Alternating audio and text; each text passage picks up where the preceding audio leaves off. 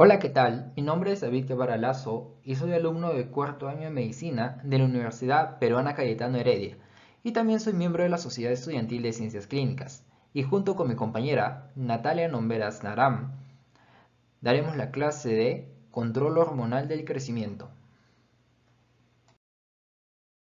Los objetivos para la sesión de hoy serán comprender el metabolismo y fisiología de la hormona del crecimiento, conocer el papel de los diferentes factores, tanto hormonales como nutricionales, genéticos, ambientales, en el crecimiento, reconocer las diferencias en la regulación en cada etapa del crecimiento y finalmente identificar las principales patologías en las que el crecimiento se encuentra alterado.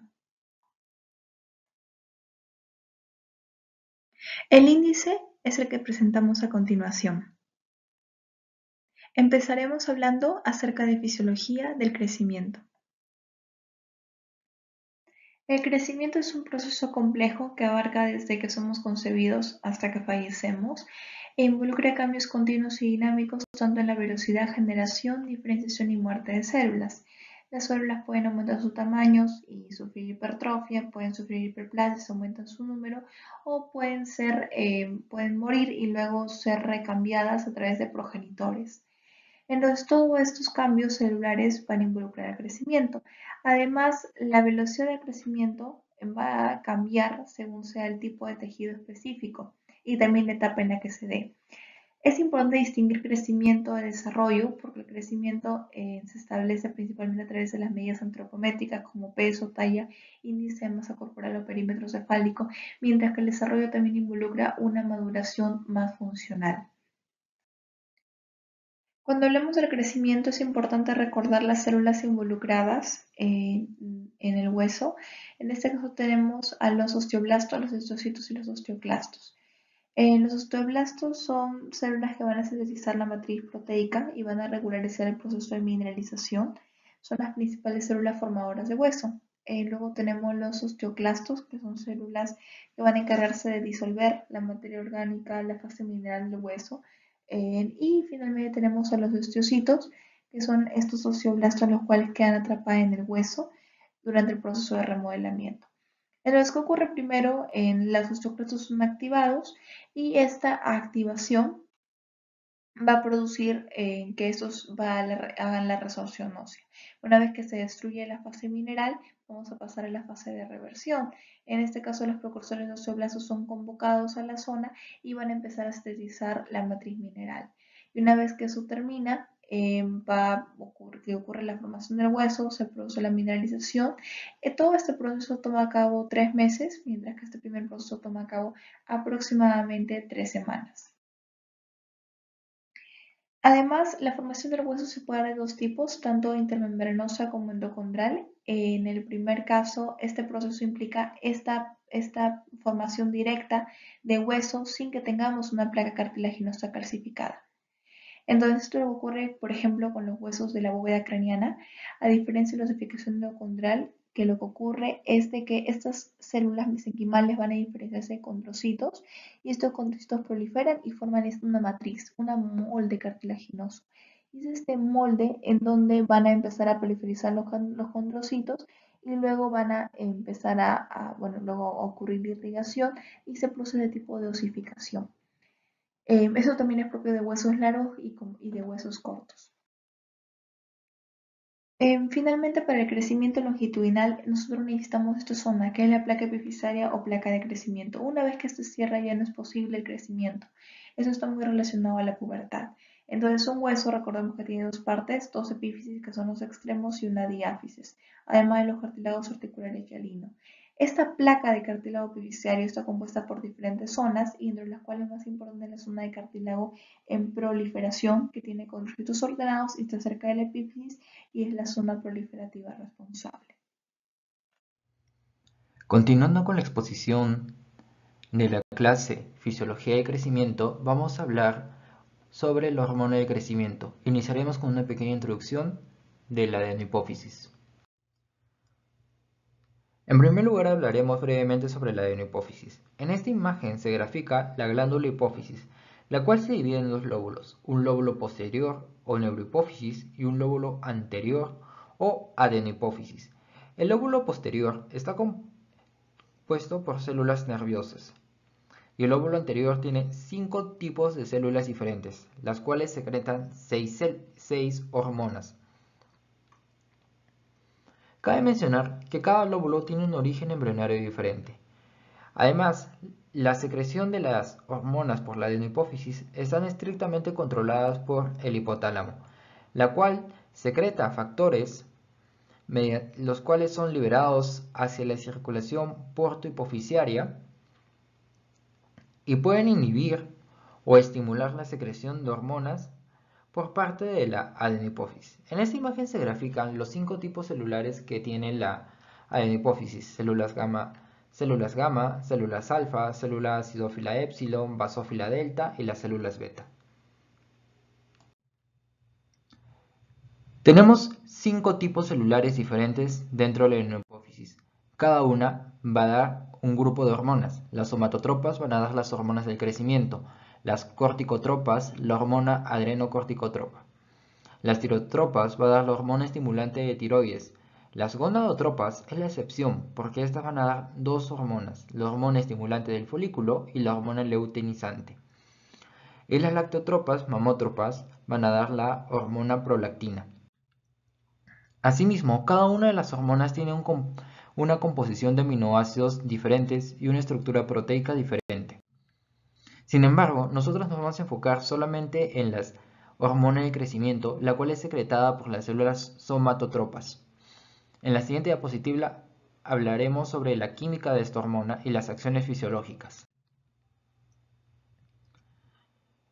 Continuando con el índice, el siguiente capítulo a tratar es la química de la hormona de crecimiento. La hormona de crecimiento, como se puede ver en esta imagen, tiene 191 aminoácidos en un polipéptido de cadena recta y asimismo también posee 2 enlaces dos puentes disulfuro internos. También esta hormona es estructuralmente similar a la prolactina, la cual es sintetizada por las células lactotrofas y tiene 198 aminoácidos con 3 puentes disulfuro. Su estructura es 75% similar. También es similar con el lactógeno placentario humano, el cual posee 191 aminoácidos con 2 puentes disulfuro y la similaridad es del 80%. Con respecto al receptor y la señalización de la hormona de crecimiento. Este es el receptor de la hormona de crecimiento. Está compuesto por un dominio extracelular, un dominio transmembrana y un dominio intracelular. El dominio extracelular es una proteína de tipo alfa hélice y esta es la señalización de la hormona de crecimiento. Una vez que la hormona de crecimiento se une al receptor, que es un receptor tipo tirosinquinasa, va a desatar un mecanismo intracelular, el cual va a conducir a la transcripción de los genes target, los cuales van a tener como fin aumentar el crecimiento y el metabolismo mediante la síntesis de proteínas. Continuando con los aspectos bioquímicos de la hormona de crecimiento, sabemos que esta hormona va a ser liberada por las células somatotropas de la adenohipófisis en función a un estímulo. ¿Cuál es ese estímulo? La hormona liberadora de la hormona de crecimiento, la GHRH, la cual es sintetizada y liberada por células del hipotálamo en función a varios factores, los cuales se discutirán más adelante. Esta hormona liberadora de la hormona de crecimiento se une a una proteína G y desencadena un mecanismo intracelular, una señalización intracelular, la cual tiene como fin estimular genes que sinteticen a la hormona de crecimiento. Una vez que la hormona de crecimiento es sintetizada, esta es secretada mediante las células hacia la circulación sanguínea, en la cual la mayoría circula libre en el plasma. El 40% circula unida a la GHBP, la cual es la hormona a la cual se une la hormona de crecimiento. La vida media de esta hormona es de 25 minutos. Posteriormente, cuando la hormona de crecimiento llegue a su target celular, en este caso se grafica un hepatocito, se va a unir al receptor que discutimos previamente, el cual es un receptor de tipo tirosinquinasa. En el caso del hepatocito, va a desencadenar un mecanismo intracelular que va a tener como fin la transcripción de genes y además va a producir otras hormonas, como es el factor de crecimiento similar a insulina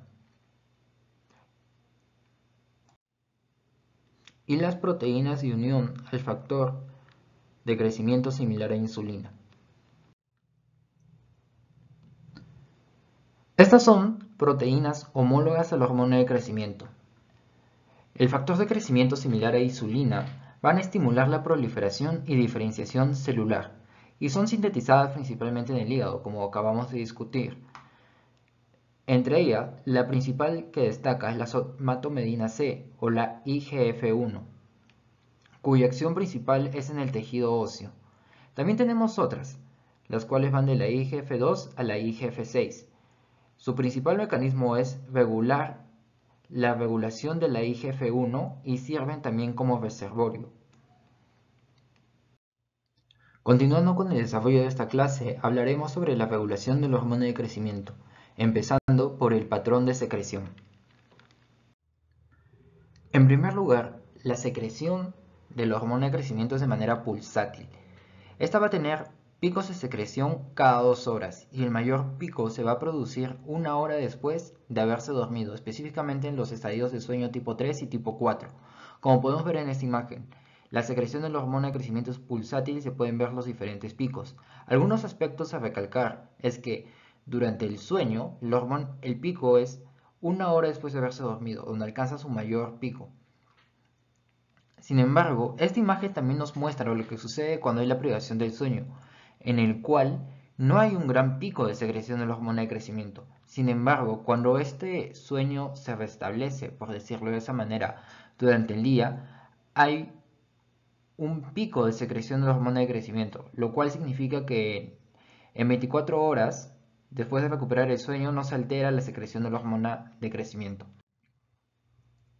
En estas otras dos imágenes también podemos ver cómo varían los picos de la hormona de crecimiento con respecto a lo que es varones y mujeres.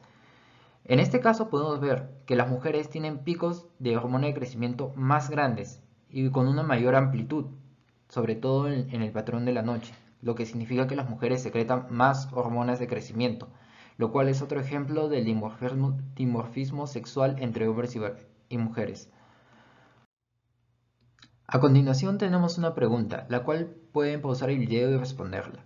¿En cuál de las siguientes etapas del desarrollo humano la secreción de la hormona de crecimiento se mantiene relativamente estable? ¿En el nacimiento, en la primera infancia, en la pubertud o en la senectud?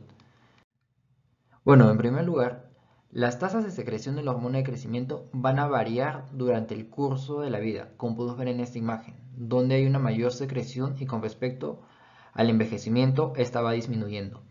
Durante la primera infancia, que no se grafica de esta manera, pero la secreción se mantiene relativamente constante. En la pubertad se produce un pico de secreción. Este es inducido por dos hormonas principalmente, el estrógeno en las mujeres y la testosterona en los varones. Posteriormente la velocidad de secreción de la hormona de crecimiento se va reduciendo y en la senectud esta alcanza las concentraciones más bajas. Además, como podemos ver en esta imagen, el estirón del crecimiento de la pubertad que se da antes en las mujeres y luego en los varones tiene bastante correlación con el pico de secreción de la hormona de crecimiento durante la pubertad. Entonces, ¿en cuál de las etapas de desarrollo humano la secreción de la hormona de crecimiento es relativamente estable? La respuesta es en la primera infancia.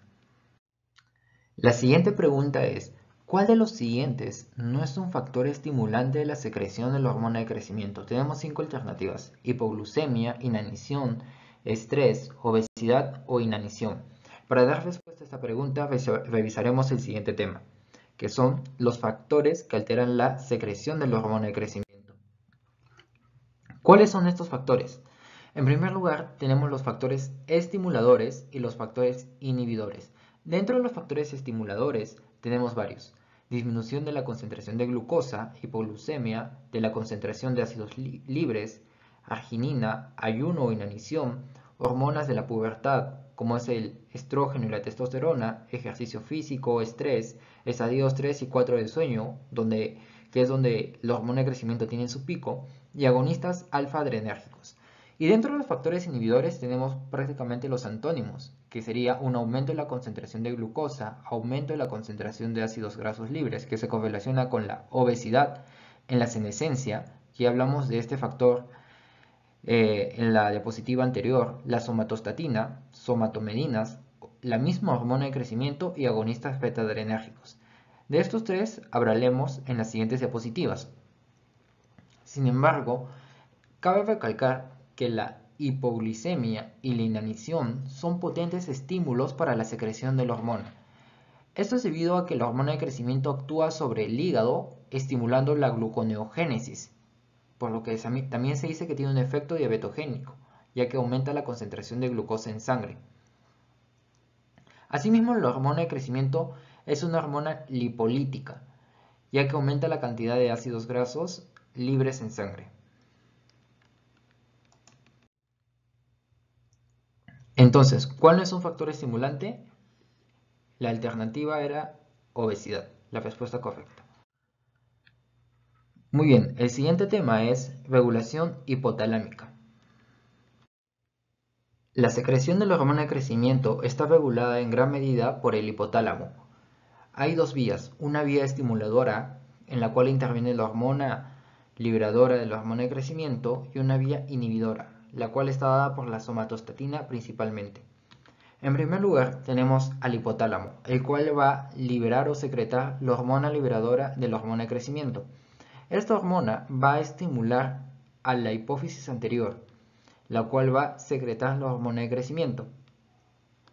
Esta hormona va a irse hacia los tejidos diana actuando sobre los receptores tipo tirosinquinasa. Uno de ellos, de los tejidos diana, es el hígado, el cual va a producir otras dos hormonas, las cuales son las somatomedinas IGF, las cuales van a inhibir a la hipófisis anterior.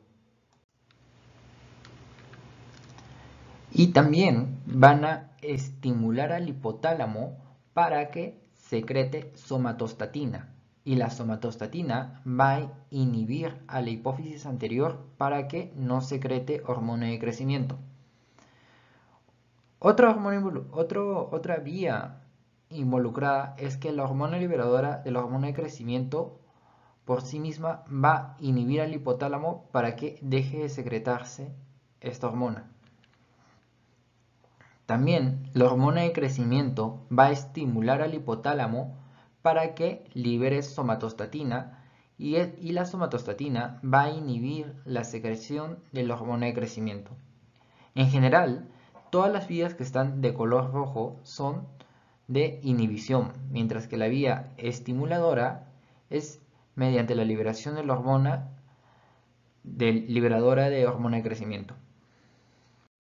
En las siguientes diapositivas daremos resolución a esta pregunta. ¿Cuál de los siguientes enunciados no corresponde a una de las acciones de la hormona de crecimiento?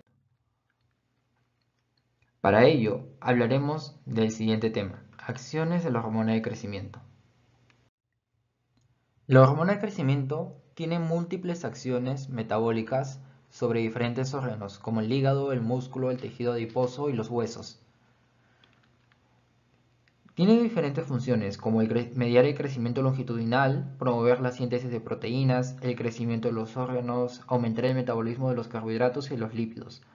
El tipo de acción se puede dividir de dos maneras. De manera directa, cuando la que actúa es la hormona de crecimiento mediante el receptor tirosinquinasa, o de manera indirecta, cuando actúan el subproducto de esta, que vendría a ser las somatomedinas, las cuales son producidas en el hígado, en especial las somatomedinas C o IGF-1.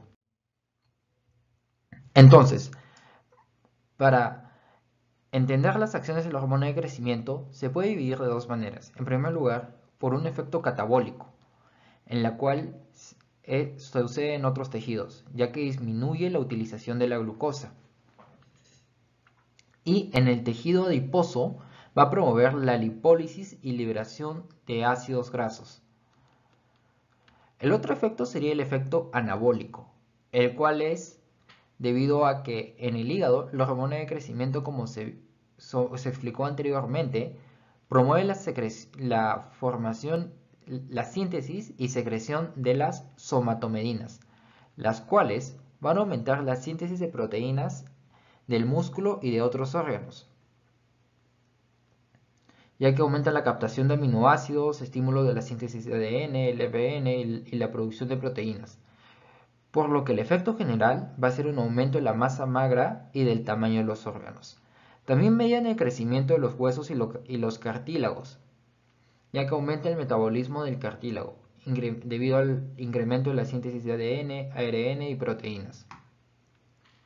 Y el efecto general es el ensanchamiento de las placas epifisiarias y la proliferación de los condrocitos.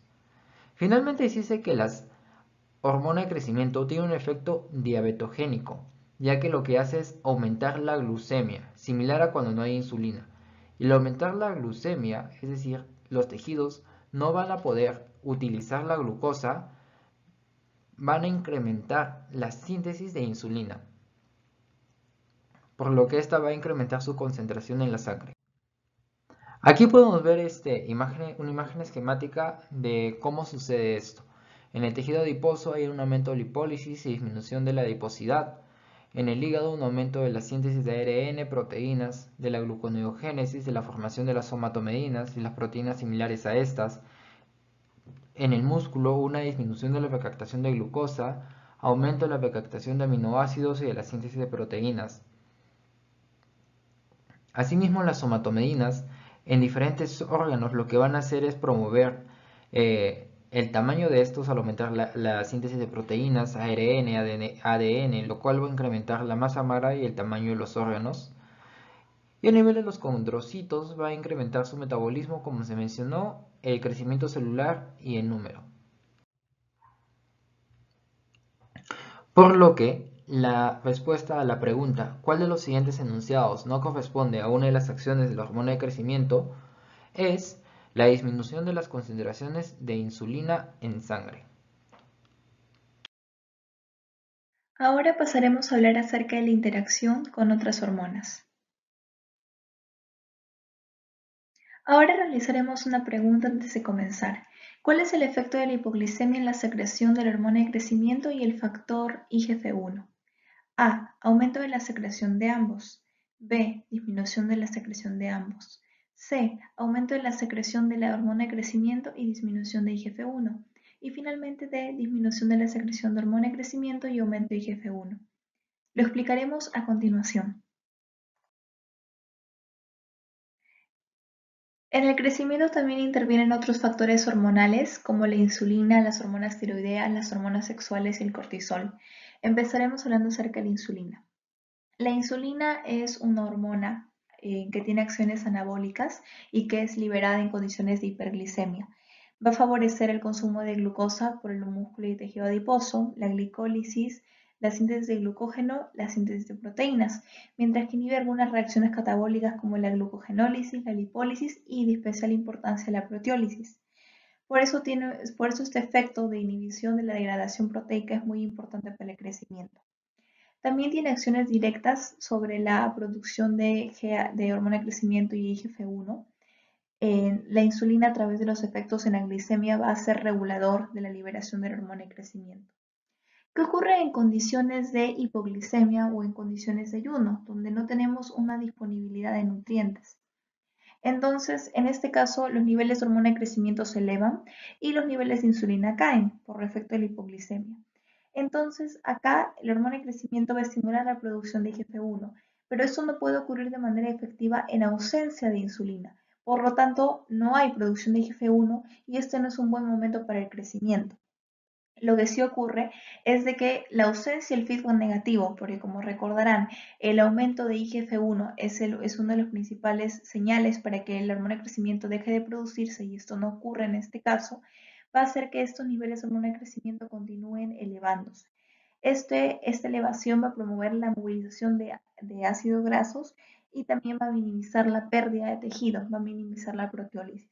Además, tenemos que la ausencia de insulina va a permitir que la glucosa no sea utilizada por tejidos periféricos y permanezca para tejidos importantes como en este caso el cerebro.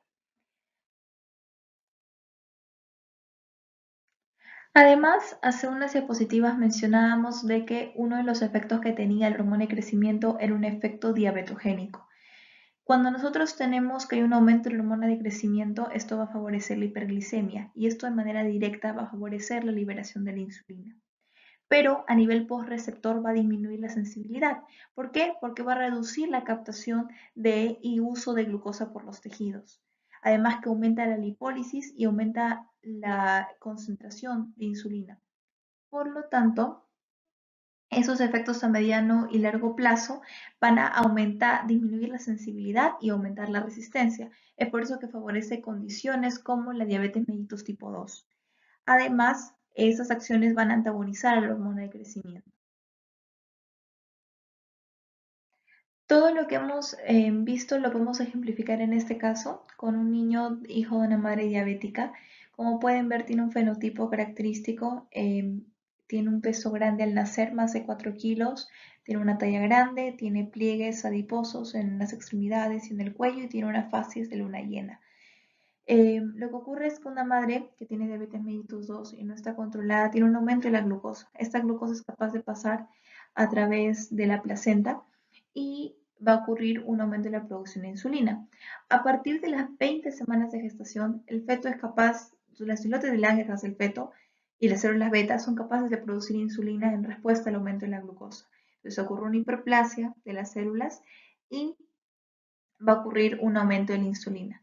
Entonces, este aumento de la insulina también va a producirse junto a un aumento del transporte placentario de nutrientes como glucosa, como aminoácidos y lípidos.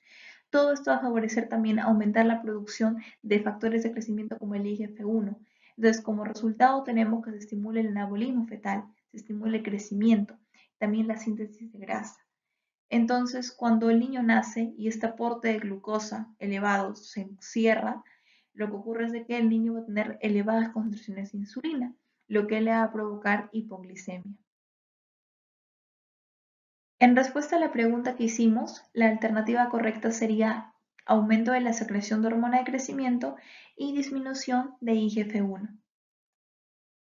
Ahora hablaremos acerca de la acción de otras hormonas, como las hormonas tiroideas. En este caso, son muy importantes para la síntesis de la hormona de crecimiento y los factores y los efectos que estos van a tener. La T3, por ejemplo, aumenta la expresión del gen de la hormona de crecimiento y también la generación de IGF-1. Y tanto la T3 como la T4 van a favorecer el reclutamiento y maduración, así como la actividad de los osteoblastos y osteoclastos, favoreciendo la remodelación ósea y también teniendo efectos sobre las concentraciones de la vitamina D, paraformona y calcio. Es importante recordar que aunque en el caso que haya un exceso de la T3 y T4, podemos llegar al extremo de tener un aumento en la resorción ósea con predominio, lo que también puede tener un efecto deleterio. La T3 y la T4 también son muy importantes para la maduración del sistema nervioso central y aquellos niños que nacen con hipotiroidismo congénito pueden llegar a tener retardo del crecimiento si no son adecuadamente corregidos en edad temprana.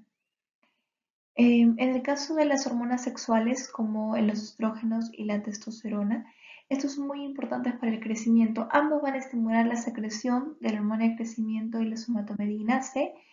Y en este caso, como recordábamos, el estrógeno va a estimular el cierre de la placa epifisiaria.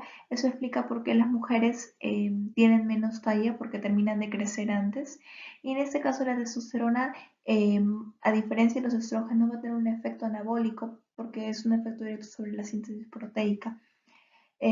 Por eso ocurre que los hombres suelen tener una masa muscular más aumentada que las mujeres. Además, la respuesta normal a estos esteroides sexuales requiere la secreción completa de la hormona de crecimiento. Y finalmente tenemos el cortisol. El cortisol es una hormona producida por la glándula suprarrenal que tiene efectos que no son favorecedores para el crecimiento. Va a inhibir la síntesis de ADN, va a favorecer el catabolismo proteico, así como el catabolismo de músculos y huesos, va a favorecer la lisis esquelética porque va a aumentar la actividad de los osteoclastos. Además que va a disminuir la secreción del hormona de crecimiento y la síntesis de IGF-1. Entonces, todos estos son efectos en que va a disminuir el crecimiento y por lo tanto, niños que suelen tener infecciones severas va a producir un retardo del crecimiento. Ahora, Existen otros factores importantes también, como los factores genéticos, socioeconómicos, nutricionales y psicológicos. En el caso de los genéticos, existe algo llamado el potencial genético, en el cual se puede predecir la talla que podría tener un niño o niña, considerando la talla del padre, la talla de la madre, más 3 entre 2. Entonces nos habla acerca de que, por ejemplo, padres o madres que tienen baja talla pueden heredarlo al niño.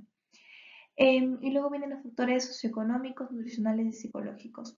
Esa es una tabla de la CDC en la cual se ve cómo evoluciona la estatura y el peso a través de los años. Em, a diferencia de estas curvas de crecimiento, las curvas de la OMS, que fueron hechas a través de un estudio multicéntrico que se hizo en diferentes países, a diferentes niños, a más de 8.500 niños, se los siguió por un plazo de 5 años, en los cuales ellos crecieron bajo condiciones óptimas, recibieron lactancia materna exclusiva durante los primeros años, tenían condiciones adecuadas y se les vio cómo crecían. El objetivo de este estudio era ver cómo debían crecer los niños y como se ve, el potencial es el mismo para todos. Entonces acá se ve que tanto los factores psicológicos como socioeconómicos, los factores ambientales tienen bastante predisposición en cuál va a ser la talla final de un niño. Los factores nutricionales también son importantes en el crecimiento. Esto es el eje insulina, hormona de crecimiento y IGF-1, ya lo hemos visto en diapositivas anteriores y lo vamos a recalcar acá con los nutrientes. En este caso, los aminoácidos son el principal estímulo para la producción de hormona de crecimiento. Por lo tanto, si tenemos aminoácidos aumentados y glucosa aumentada, la hormona de crecimiento va a estimular el IGF-1 y en presencia de insulina se va a producir. Por lo tanto, esto es un ambiente favorable para el crecimiento. Pero en caso tengamos una disminución de los niveles de aminoácidos, va a haber una disminución de la hormona de crecimiento y aunque tengamos insulina por el aumento de la glucosa, no va a haber producción de IGF-1. Por lo tanto, no es una situación favorable para el crecimiento. Lo mismo ocurre si tenemos una situación de hipoglicemia y como mencionaba en las diapositivas anteriores, va a haber un aumento de la hormona de crecimiento y una disminución de la insulina, pero nosotros no podemos producir IGF-1 en ausencia de insulina, por lo tanto no se produce, lo que también es una condición no favorable para el crecimiento. Por eso tenemos que asegurarnos que la dieta se dé de manera adecuada para permitir un crecimiento correcto. Ahora vamos a hablar acerca de las etapas del crecimiento. Antes de comenzar, una pregunta. ¿En qué etapa se produce la mayor velocidad de crecimiento y en qué etapa se determina el mayor porcentaje de la talla adulta? Ahora la responderemos. El crecimiento pasa por diferentes etapas. La mayor velocidad de crecimiento ocurre durante en la etapa fetal. Como pueden ver, el feto pasa de un embrión a las 6 semanas hasta a las 40 semanas ya tenemos a un niño o niña completamente formado. Esto ocurre por diferentes factores, entre los cuales el más importante es la insulina fetal, la somatomedina C, IGF-1, IGF-2, IGF-1 materno, y también factores de crecimiento epidermal y factor de crecimiento de fibroblastos, la leptina y el microambiente que es el útero materno. Esta velocidad de crecimiento va a disminuir según sean gemelos dicoriónicos o gemelos monocoriónicos, va a ir disminuyendo. Esta es una etapa muy importante y diferentes agentes lesivos pueden provocar retardo del crecimiento intrauterino. Pueden ser por causas fetales, como ocurre con anomalías cromosómicas, defectos genéticos o en este caso la gestación múltiple. Causas maternas como edad muy disminuida o edad muy avanzada. Enfermedades crónicas como la hipertensión o también malformaciones uterinas, causas placentarias entre las cuales destaca la insuficiencia placentaria y anomalías vasculares y también causas ambientales como la altitud, el tabaco, algunos fármacos y enfermedades como Chagas, entre otros. Luego de la etapa fetal, en la cual se determina el 30% de la talla adulta, viene la etapa del recién nacido. En este caso, el neonato va a crecer de 25 centímetros a 24 centímetros aproximadamente en el primer año.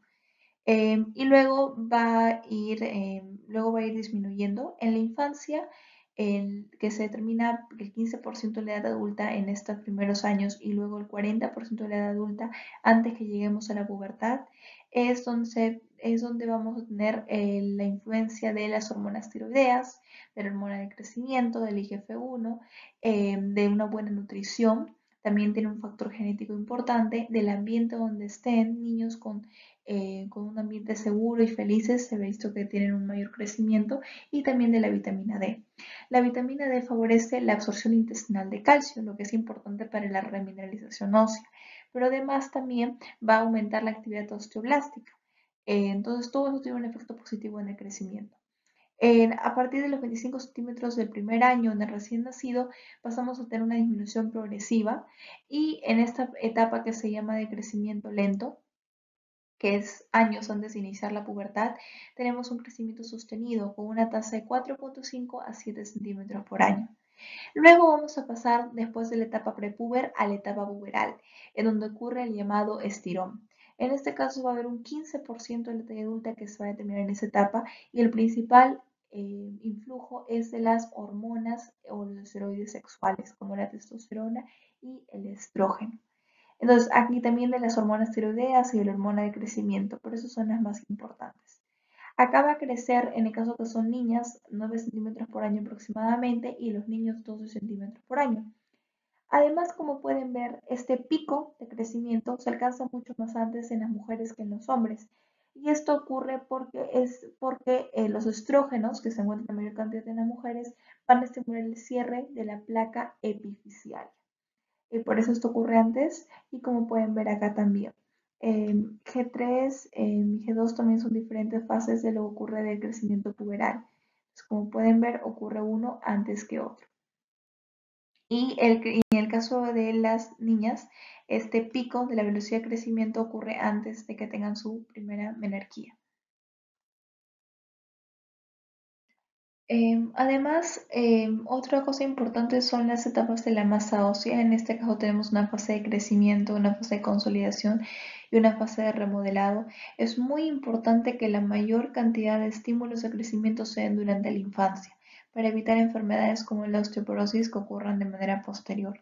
Entonces, el pico de la masa ósea se obtiene en este rango de los 20 a 30 años, en el cual tenemos esta densidad mineral que es completamente normal.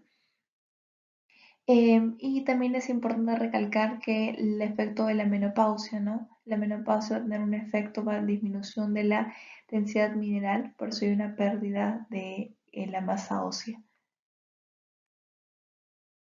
Y si lo comparamos con los hombres, podemos darnos cuenta que la disminución de la masa ósea es mucho menor. Entonces, en respuesta a la pregunta, la mayor velocidad de crecimiento se da en la etapa fetal, y se determina el mayor porcentaje de la talla adulta en la infancia. Ahora hablaremos acerca de algunas condiciones patológicas relacionadas al crecimiento. La talla corta se define como aquella en la cual se encuentra por debajo de 2 desviaciones estándar, y puede corresponder a diferentes causas. Puede ser familiar, y por eso es importante que conozcamos la talla de los padres. Y también igual se tiene que tener cuidado porque podemos estar frente a alguna deficiencia de crecimiento que puede ser familiar. También durante el crecimiento intrauterino puede haber un retraso, y eso también puede afectar la talla adulta que tiene. Luego podemos tener un retraso en la pubertad y en el crecimiento. Eso suele ser familiar, más común en los hombres, y también puede ser inducido por factores como una dieta excesiva o ejercicio físico también extenuante. Entonces, en estos casos, el niño, en comparación con sus padres, demora mucho más en alcanzar el pico de la pubertad, pero finalmente puede alcanzar una talla que sea la adecuada. Y luego vienen los factores endocrinos. También esos son importantes recordar a los clásicos, de los que hablaremos en la siguiente diapositiva, como la deficiencia de la hormona de crecimiento, el hipotiroidismo, niños que tienen enfermedades autoinflamatorias de la tiroides o incluso que nacen con congénito y que no son tratados de manera adecuada, pueden llevar un retardo del crecimiento en el futuro. Y también lo que vendrían a ser el exceso de esteroides, especialmente el síndrome de Cushing, por ejemplo. Los esteroides, los corticosteroides, son potentes supresores del crecimiento. Por lo tanto, cuando se los receta a los niños, tiene que ser con cuidado. Entonces, en estas causas endocrinas, lo que nosotros vamos a ver, que comparando las percentilas o la tendencia de crecimiento en peso y talla, vamos a darnos cuenta que crecen en peso, pero no crecen en talla. Talla, peso. Entonces, eso no quiere decir que son niños que tal vez tienen sobrepeso y que también son pequeños. Finalmente tenemos los factores nutricionales y también los factores psicosociales. Acá tenemos, por ejemplo, en aquellos niños que tienen deprivación de alimentos o tienen enfermedades crónicas que también les impide alimentarse de manera adecuada, como la enfermedad celíaca, por ejemplo, o la enfermedad de Crohn, falla renal crónica, etcétera. Y también factores psicosociales que también pueden ver. Se ha visto que aquellos niños que nacen, por ejemplo, en ambientes de violencia o de depresión emocional pueden tener la pubertad atrasada y también tener estatura pequeña. Estos niños van a tener tanto el peso como la talla afectados. Dentro de las causas endocrinas vamos a resaltar dos, a los pigmeos africanos y aquellos que proceden del síndrome de Laron. En el caso de los primeros, estos tienen unos niveles normales de la hormona de crecimiento, pero no tienen el pico de IGF-1 que se muestra con la pubertad. Pero los niveles de IGF-2 son normales, entonces ellos, a diferencia de lo que ocurre con el síndrome de Laron, no tienen una insensibilidad a la respuesta de GH. ¿A qué nos referimos con esto? Normalmente, una vez que se secreta la hormona de crecimiento, esto se une a su receptor y favorece la producción de IGF-1 por el hígado. En este caso, este receptor está mutado y por lo tanto no hay producción de IGF-1. Entonces, aunque los niveles de GH pueden estar normales y un poco elevados por el hecho de que no hay un feedback negativo, no va a haber una respuesta a una producción de IGF-1. Por lo tanto, no podemos tratar a estos pacientes dándoles hormona de crecimiento, sino dándoles IGF-1, que es justamente lo que les falta. Estas son las fases de las personas que tienen síndrome de Laron. Otras causas por las cuales se tiene estatura corta pueden ser síndromes como el síndrome de Turner, el síndrome de Luna, el síndrome de Down. Siempre es importante considerar Turner cuando tenemos niñas con baja talla y también tienen unas características dismórficas importantes. Y entre las displasias esqueléticas tenemos a la acondroplasia, en la cual, como pueden ver, tienen unas extremidades cortas y un tronco corto, y es una enfermedad autosómica dominante. Ahora tenemos una pregunta. Un hombre de 40 años llega a una consulta por dolor de cabeza, pérdida de visión y disminución del deseo sexual. También reporta que hace unos meses ya no le quedan los zapatos, guantes y sombreros. El examen físico tiene estos rasgos. Indica la alternativa correcta. Ahora lo explicaremos. Cuando tenemos el enfoque diagnóstico de estatura alta, recordamos primero que es aquella que se encuentra por encima de 2 desviaciones estándar. Primero la dividimos según tiene algunos rasgos dimórficos, macrosomía, macrocráneo o una historia familiar patológica. Y en el caso que no la tenga, vemos la velocidad de crecimiento. Si se encuentra normal, puede ser un síndrome constitucional y si se encuentra acelerada, vamos a ver las causas endocrinas y también los signos de pubertad. El exceso de la hormona de crecimiento puede ocurrir antes de la pubertad o después de la pubertad. Si ocurre antes del cierre de la placa epificiaria, entonces los huesos van a crecer de manera longitudinal, por eso estos niños tienen más de 2 metros de altura y también pueden desarrollar visceromegalia, así como problemas cardíacos o problemas metabólicos como diabetes mellitus tipo 2. A diferencia de esto, lo que ocurre en la acromegalia es de que ya ocurrió el cierre de los huesos, por lo tanto vamos a tener el ensanchamiento de la mandíbula, de órganos internos, de las manos, de los pies y también de la frente. Casi el 90% de estos resultan de adenomas hipoficiarios y una manera adecuada de poder diagnosticarlos es a través de un test de supresión de glucosa. Como hemos dicho, la hipoglicemia favorece la producción de hormona de crecimiento, pero la hiperglicemia la suprime. Por lo tanto, si añadimos glucosa tendríamos que tener una supresión, pero en este caso no ocurre, lo que nos confirmaría el diagnóstico. Por lo tanto, la clave de esta alternativa sería la causa más probable es un tumor en la hipófisis. La estatura no se encontraría elevada porque en este caso es una persona de 40 años que está desarrollando los síntomas hace unos meses. Entonces ya no hablamos de gigantismo, sino de acromegalia. Existe un aumento de producción de IGF-1, pero no de GH. Existe producción aumentada de ambos. No olvidemos que existe un adenoma judiciario porque tiene todos estos síntomas, dolor de cabeza, pérdida de visión y disminución del deseo sexual, que nos indica que hay una producción de no solamente hormona de crecimiento, sino otras hormonas por la hipófisis y además que hay síndrome de compresión. Entonces, esto va a ser la producción de GH y también la producción de IGF-1. Y no se trata de un caso de gigantismo, sino un caso de acromegalia. Como pueden ver, los dientes se separan por el ensanchamiento de la mandíbula y tiene esta fases característica. Ahora vamos a pasar a las conclusiones.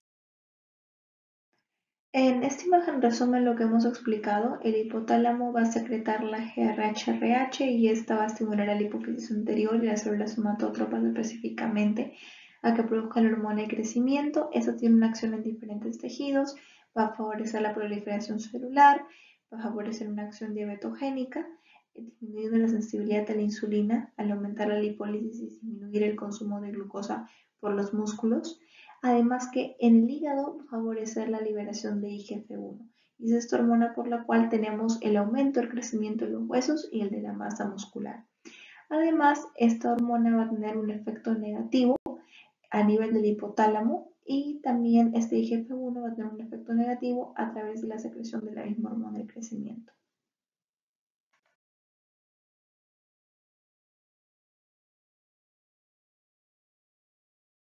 Esta es la bibliografía utilizada para la presentación de hoy. Muchas gracias por ver el video, esperamos que les haya sido de ayuda. Cualquier duda pueden escribirnos a nuestros correos y no se olviden para los alumnos de medicina de la Universidad Plena Cayetano Heredia en rellenar esta encuesta por favor para que puedan darnos un feedback acerca del material. Muchas gracias.